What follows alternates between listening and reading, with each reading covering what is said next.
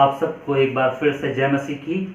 मैं आज खुदावंद का वचन ला करके आपके मध्य में बहुत आनंदित हूँ कि एक बार फिर से हम प्रभु के वचनों में आज मनन करने जाएंगे और हम इन बातों को जानेंगे कि प्रभु का वचन हमसे क्या कहता है।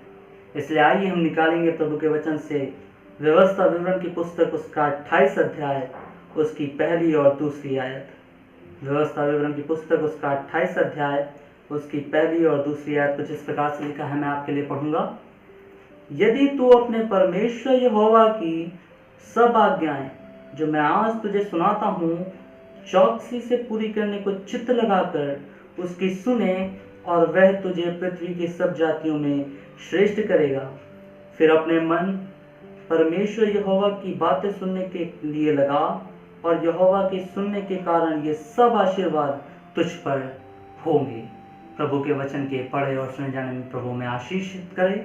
और यहाँ आज हम खुदावंद के वचनों से मेरे प्रियो सीखने जाएंगे कि किस प्रकार से खुदावंद की आशीषें हमारे जीवन में पूरी होंगी। इसलिए आज का ये मेरा विषय है कि प्रभु के वचन की ओर कान लगाना और उसकी आशीषों को प्राप्त करना। मैं आज इस विषय में बोलना चाहता हूँ कि वचन की ओर कान लगाना, उसको सुनना और प्रभु की आशीषों को प्राप्त करना।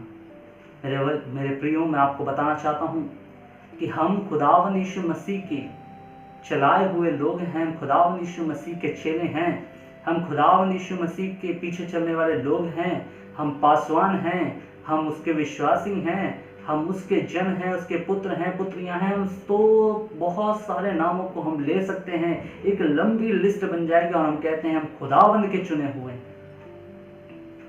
लेकिन मैं आज इस बात को बताना चाहता हूँ कि कई ऐसे लोग हैं जो खुदावंद के चुने हुए हैं और कई ऐसे लोग हैं जिन्हें प्रभु ने नहीं भी चुना, और जो प्रभु यीशु मसीह के पीछे चलते हैं वो आशीषित हो जाते हैं, और उनमें से कई ऐसे लोग हैं जो आशीष को ग्रहण नहीं कर पाते। उसका कारण क्या है, आज मैं उस विषय में बात करना चाहता हूँ। मैं बताना चाहता हूँ कि परमेश्वर क्या चाहता है कि उसके जन उसके लिए करें। खुदावंद की आशीषें क्यों हमारे जीवन में नहीं आती, मैं इस विषय में बोलना चाहता हूँ मेरे प्रियो। इसलिए आज इस वीडियो को देखते हुए आप इस बात को जाने कि आज परमेश्वर का आत्मा आपसे बात करेगा और बताएगा कि आपकी ब्लेसिंग्स के लिए सबसे उत्तम उपाय हमें क्या करने की आवश्यकता है। जिस प्रकार से लिखा है, यदि तू अपने परमेश्वर यहोवा की सब आज्ञाएं जो मैं आज तुझे सुनाता हूँ। आज खुदावंद यीशु मसीह आपको इस बात को कहता है कि परमेश्वर की सब आज्ञाएं जो खुदावंद यीशु मसीह के वचन में जो बोली जा रही हैं, जो लिखी हैं, जो परमेश्वर का दास यहाँ पर लिखकर कहता मैं सुनाता हूँ, अर्थात स्वयं परमेश्वर की वाणी को जो बोल रहा है उसे वो सुनाता है। उसको सुनने के लिए क्या लिखा है आगे, चौकसी से पूरी करने को चित्त लगाकर उसकी सुने। यहाँ पर मैं बताना चाहता हूँ कि खुदावंद का वचन कहता है चौकसी से पूरी करने को, यानी तत्पर तैयार रहें, तत्पर तैयार उन बातों को पूरी करने के लिए रखें। परमेश्वर ने कहा यदि तुझे जाना है तो हम तत्पर तैयार होने पाएं, कि खुदावंद कहने से पहले हम तैयार हैं, ताकि प्रभु कहे तुझे उस जगह पे जाना है तो मैं जाने के लिए क्या हूँ, तैयार रहूँ। यदि हम परमेश्वर हमसे कहना चाहता है कि तुझे उस काम को करना है तो हमें इस बात के लिए सबसे पहले तैयार होना है कि परमेश्वर जैसे कहे वैसे ही मैं चला जाऊँ। जैसे ही परमेश्वर मुझसे कहे कि तू जा करके उस भाई के लिए दुआ कर, मैं उठ करके तुरंत चला जाऊं। जैसे ही परमेश्वर कहे मेरे वचन की बुनियादी के लिए तुझे उस जगह पे जाना है, मैं उठ करके चला जाऊं। इसलिए क्या लिखा है, चौकसी से पूरी करने को। सबसे पहली बात जो मैं इस विषय में बोलना चाहता हूं कि इस चौकसी से पूरी करने को हम जागरूक रहने चाहिए मेरे प्रिय। कई बार हम जागरूक नहीं रहते, कई बार हम चौकस नहीं रहते, कई बार हम ऊँघते रहते हैं, कई बार हम सोते रहते हैं, कई बार हम परमेश्वर की आवाज़ के लिए, परमेश्वर की बातों के लिए, परमेश्वर के कामों के लिए हम चौकस नहीं रह पाते। लेकिन चौकस रहते हैं तो किन बातों के लिए, पड़ोस में क्या हो रहा है, हमारे घर के बगल में क्या हो रहा है, उस घर में लड़ाई कैसे हो रही है, वहाँ एक्सीडेंट कैसे हो गया, वहाँ ऐसा कैसे हो गया, वहाँ वैसा कैसे हो गया। सो मैनी हम बातों को लेकर के हम बैठते हैं और कहते हैं कि हम ऐसी बातों को सोचते हैं, इनके लिए हम जागरूक रहते हैं और इन बातों के लिए हम बहुत तत्पर तैयार रहते हैं। अरे हमें इन बातों को जानना है कि ऐसा कैसे हो जाएगा और इसके बाद क्या होगा। लेकिन क्या मेरे प्रियो हम जागरूक हैं, क्या हम चौकस हैं उन बातों को पूरी करने के लिए और चित्त लगाकर उसकी सुने। क्या हम खुदावंद की बातों को सुनने के लिए चौकस रहते हैं? सबसे पहली बड़ी बात जो खुदावंद के वचन में है कि हमें चौकस रहने की आवश्यकता है। कहाँ प्रभु का वचन बोया जा रहा है, हमें चौकस रहने की आवश्यकता है। कहाँ प्रभु का दास बोल रहा है, हमें वहाँ चौकस रहने की आवश्यकता है। कहाँ से प्रभु का वचन प्रचार हो रहा है, हमें उसे चौकस रहने की आवश्यकता है। कहाँ से पवित्र आत्मा हमसे बात कर रहा है, किस वचन के द्वारा बात कर रहा है, हमें चौकस रहने की आवश्यकता है। कहाँ से खुदावंद का सेवक हमें आशीषों की बातें बता रहा है, हमें चौकस रहने की आवश्यकता है। और क्या आज्ञा खुदावंद के इस वचन में, इस कलाम में लिखी है, उसके लिए हमें चौकस रहने की आवश्यकता है मेरे प्रियो। हालेलुया। आज के दिन मैं बताना चाहता हूँ मेरे प्रियो कि चौकस रहें। किस लिए चौकस रहें? उसकी चौकसी से बातों को पूरी करने के लिए चौकस रहें, तत्पर तैयार रहें। कि खुदावंद कहता है कि जा तो मैं चला जाऊं, खुदावंद कहता है आ तो मैं चला हूं, खुदावंद कहता है प्रार्थना कर तो मैं प्रार्थना करूं, खुदावंद कहता है इस समय को, इस जगह को तू पवित्र जान तो मैं पवित्र जानूं, खुदावंद कहता है इसे अपवित्र जान तो इसे अपवित्र जानूं, खुदावंद कहता है इस काम को ना कर जो काम तेरे लिए अपवित्रता का है, तो हम उसको जाने कि अपवित्रता का काम है इसलिए हम नहीं करेंगे। यदि प्रभु कहता है इस काम को कर, ये पवित्र काम है, तो हमें उस काम के लिए क्या करना है? चौकस रहना है। सब कामों को पूरा करने के लिए क्या करना है?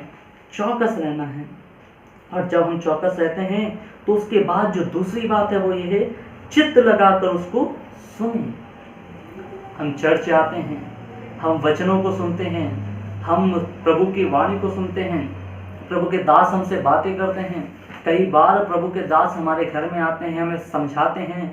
कई बार परमेश्वर का वचन हमें कलीसिया में बोया जो जाता है, वो हमें समझाता है, वो हमें बताता है कि ये गलत है, ये सही है, ये हमारे जीवन में कमी है, ये हमारे जीवन में हमें बदलाव की ज़रूरत है। कई बार पवित्र आत्मा हमसे कहता है कि तू इस काम को ना कर, ये गलत है और ये सही है। मेरे प्रियो, तो हमारा जो ध्यान होता है वो उन बातों को एक कान से सुन करके दूसरी से निकाल देता है। लेकिन यहाँ वचन कहता है आशीषें कब आएंगी? जब हम उसको चित्त लगाकर सुनेंगे, हम हमारे हृदय को खोल करके सुनेंगे, हम उन्हें हृदय रूपी पट्टियों में उन्हें जब लिखेंगे, जब एक एक वचन जो बोया जाता है हम सुने और कहें कि खुदावंद ये वचन मेरे जीवन में कार्य करे। हम एक अपने हृदय को खोलते हुए कहें प्रभु ये वचन मेरे जीवन में कार्य करे।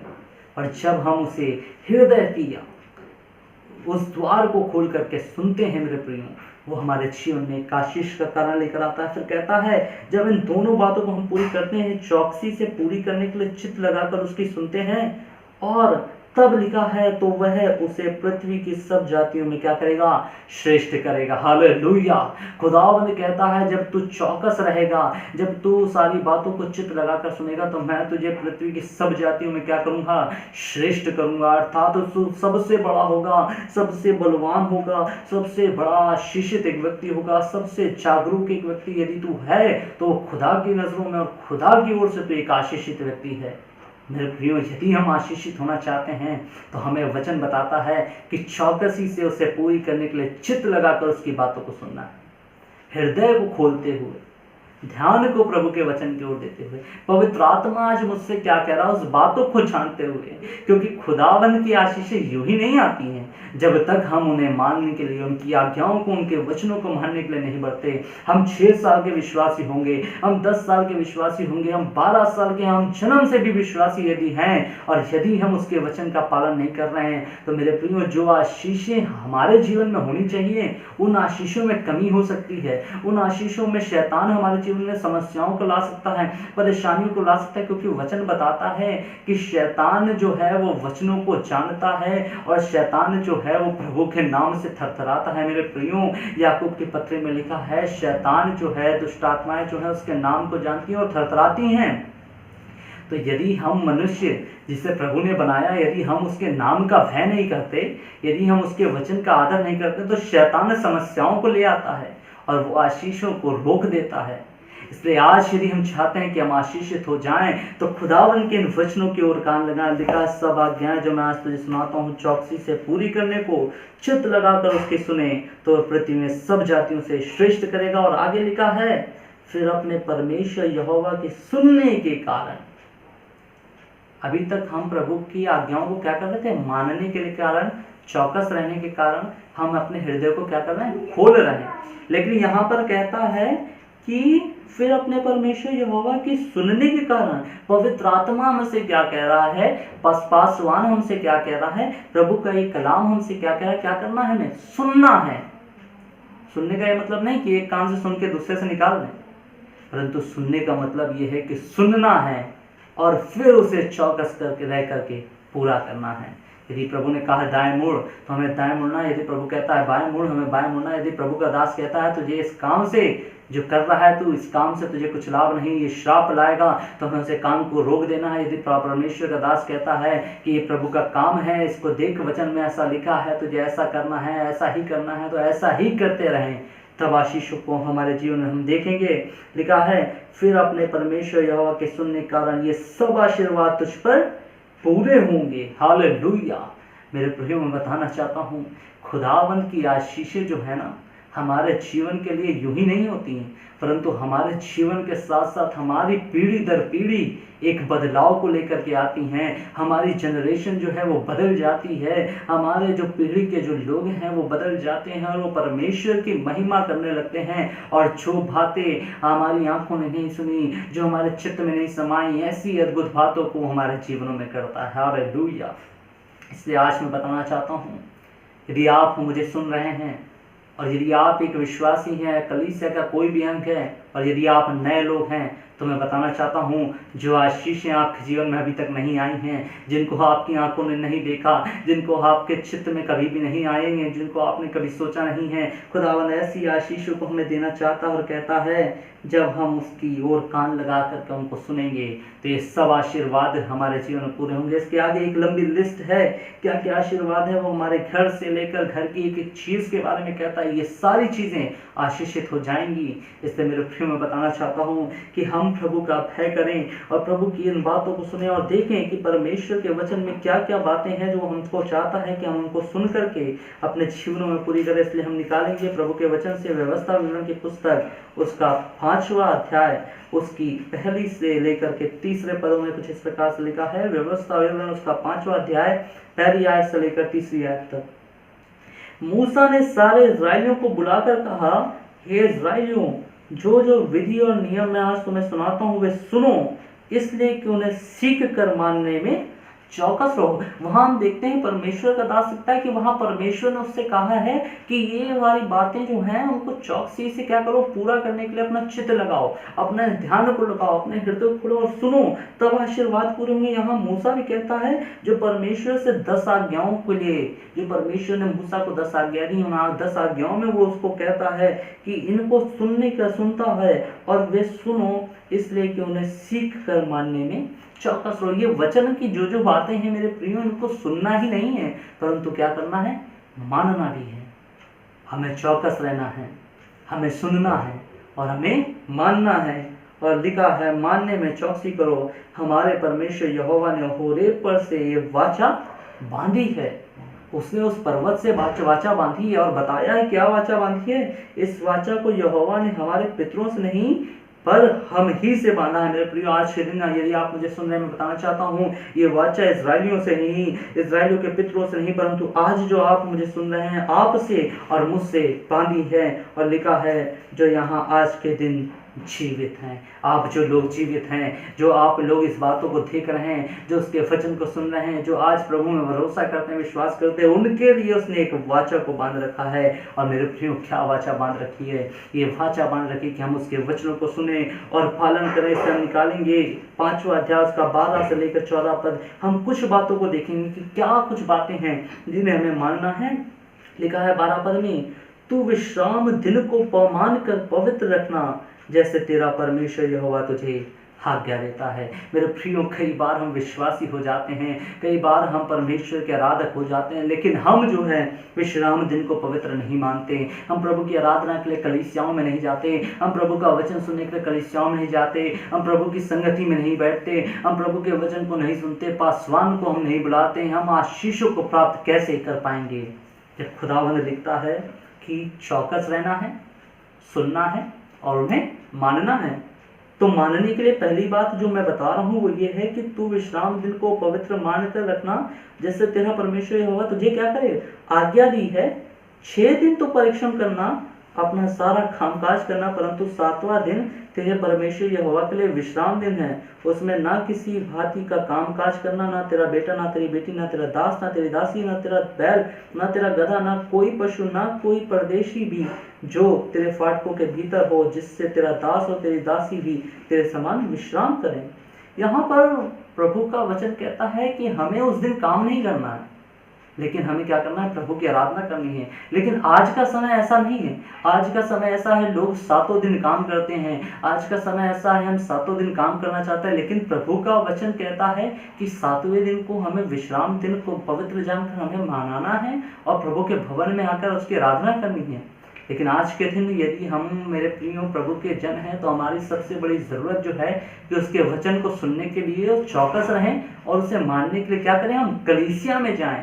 कई चर्चें जो हैं आज खाली हैं, कई आराधना स्थल जो हैं वो खाली हैं। कई पासवानों के पास केवल 5, 6, 7, 10, 15, 20 ही लोग आते हैं, बाकी जो भी उनके विश्वासी हैं वो नहीं आते। क्यों?